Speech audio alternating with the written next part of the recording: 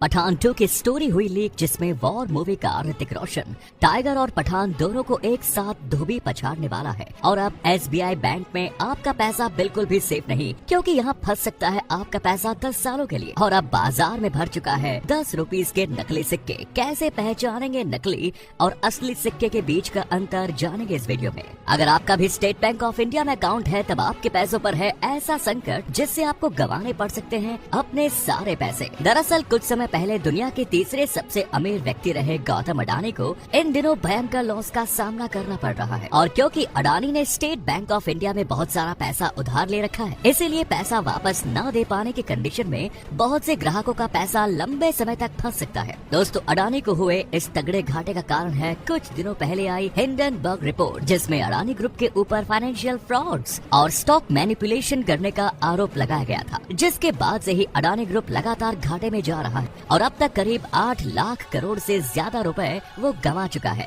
और ये पैसा अडानी का नहीं, बल्कि हम आम जनता का कमाया मेहनत का पैसा है, जो SBI ने अडानी को हमसे उठा कर दिया है। मगर हम ही वो लोग हैं जिन्होंने पठान को सुपर हिट मूवी बनाया। मगर पठान में जिम मरा नहीं, बल्कि जिंदा है। अगर आप पठान फिल्म का ये पोस्टर ध्यान से देखेंगे, तब उसमें आपको जिम के हाथ पर लिखा हुआ मिल जाएगा, everyone will come to my funeral to make sure that I stay dead, जिसका मतलब है कि जब तक आप जिम के अंतिम संस्कार को अपनी आंखों से नहीं देख लेते, तब तक नहीं मानो कि वो मर गया है। ये बात साबित करती है कि जिम उस चट्टान से गिरने के बाद भी जिंदा बच गया, जिसे किसी और ने नहीं बल्कि कबीर ने बचाया है। कबीर को जिम के बारे में जब मालूम चलता है कि वो पहले से ही मरा नहीं था, बस गायब होकर आउटबीट एक्स ग्रुप को चला रहा था, तब कबीर अस्पताल में बेहोश पड़े जिम को देखने चला आता है। जैसे ही कबीर अपने साथ जिम को देखता है, तब वो उसके साथ बिताए कुछ पलों को याद करता है, जहां कबीर और जिम एक साथ कई मिशन पूरे करते हैं और उनका एक भी मिशन फेल नहीं होता।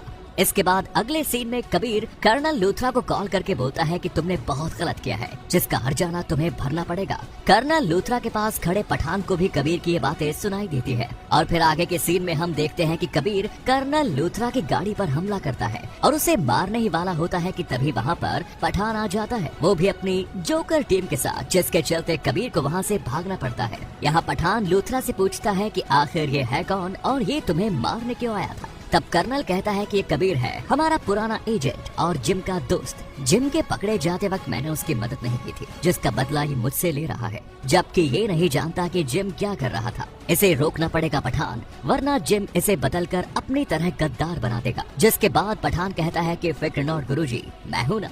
लगता है अब टाइगर को बुलाने का समय आ गया है और यहीं से स्पाई यूनिवर्स एक नेक्स्ट लेवल पर पहुंच जाएगा। मगर पठान फिल्म को लेकर कंगना ने ट्विटर पर एक ऐसी चीज लिखी जिससे SR के गुस्से से आग बबूला हो गया। कंगना ने बताया कि भारत की विविधता का नतीजा है कि पठान इतनी सफल हो पाई है। फिल्म के डायरेक्टर ने पठान में पाकिस्तान और पाकिस्तानी खुफिया एजेंसी को अच्छा दिखाया है, जो भारत की महानता को दर्शाता है। पठान सिर्फ एक फिल्म है और भारतीय आज भी जय श्री राम ही बोलेंगे। साथ ही कंगना ने ये तक कह डाला कि पठान का नाम बदलकर इंडियन पठान कर देना चाहिए, क्योंकि भारत के मुस्लिम देशभक्त होते हैं और अफगानी पठानों से काफी अलग है। और उन्होंने बताया कि भारत के संविधान और भारत के प्रति अपने प्यार पर कंगना एक फिल्म बनाने जा रही है, जिसके लिए उन्होंने अपना घर और ऑफिस तक गिरवे रख दिया। लेकिन इसी के चलते बाजार में आ चुके हैं 10 रुपए के नकली सिक्के। आखिर कैसे पहचाना जाएगा असली और नकली सिक्कों के बीच का अंतर? दरअसल आज के समय ये सिक्कों की फैक्ट्री दुनिया का सबसे सफल बिजनेस बन गई है, क्योंकि इस फैक्ट्री से इस महिला और उसके साथियों ने महज 3 महीनों में 30 करोड़ रुपयों का मुनाफा कमाया है।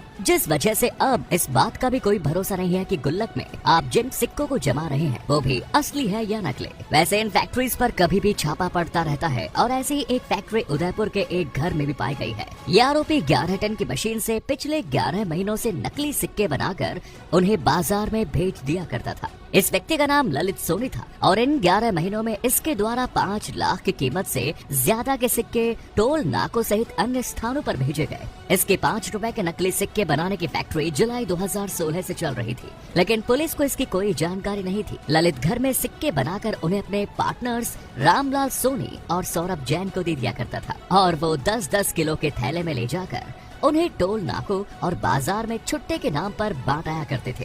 और एक नकली सिक्के को बनाने में महज 50 पैसे का खर्च आता है। और क्योंकि ये सिक्के 5 रुपए के होते हैं, ऐसे में एक सिक्के पर 4.5 रुपए का सीधा मुनाफा होता है। जब से नोटबंदी और नकली नोट रैकेट्स पर छापे की बात सामने आई है, तब से ठगों ने अपना व्यापार नकली सिक्कों पर शिफ्ट कर दिया है, जिसमें रिस्क कम और मुनाफा ज्यादा है, क्योंकि 5 रुपए के पीछे कोई भी बहस नहीं करता, बल्कि हर कोई इन्हें आराम से अपने वॉलेट में डालकर निकल जाता है। अब ये सब करने वाला आदमी हिंदू था या मुस्लिम वो तो नहीं पता, मगर एक ऐसा मुसलमान जो 25 सालों से भी ज्यादा समय से कर रहा है हिंदू मंदिरों की सेवा। मगर क्यों?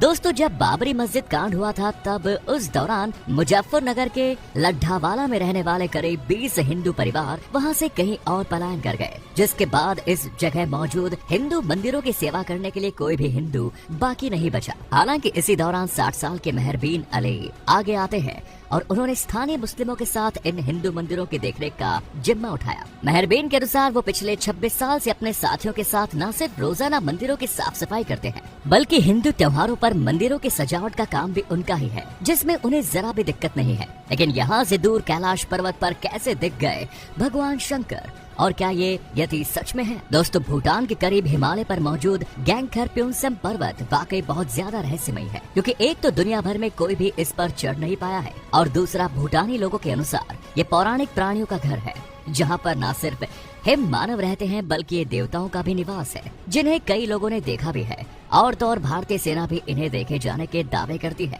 जो इसे बेहद रहस्यमयी बनाता है।